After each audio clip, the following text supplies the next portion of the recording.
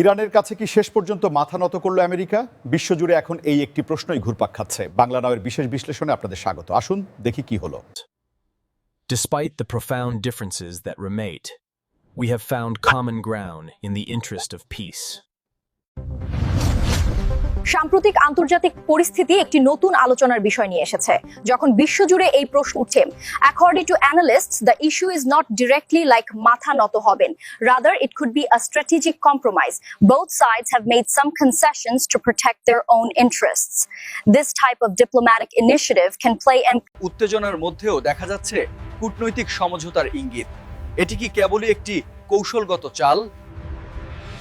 কিছু south Asian বিশ্লেষকরা বলছেন, দুই পক্ষই নিজেদের স্বার্থ রক্ষায় কিছুটা ছাড় দিয়ে বড় কোনো সংঘাত এড়াতে চাইছে। উত্তেজনার চরম মুহূর্তে পাওয়া যাচ্ছে কূটনৈতিক সমঝোতার ইঙ্গিত। অনেকেই একে আমেরিকার নমনীয়তা হিসেবে দেখছেন। উত্তেজনার চরম মুহূর্তে পাওয়া যাচ্ছে বড় ধরনের কূটনৈতিক সমঝোতার ইঙ্গিত। অনেকেই একে আমেরিকার নমনীয়তা হিসেবে দেখছেন। তবে বিষয়টি কি আসলে এতটাই সহজ?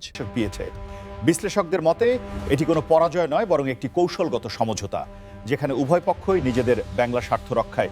আমেরিকার আভ্যন্তরীণ রাজনীতি, বিশেষ করে আসন্ন নির্বাচন, বিদেশ নীতির উপর বড় ধরনের প্রভাব ফেলে।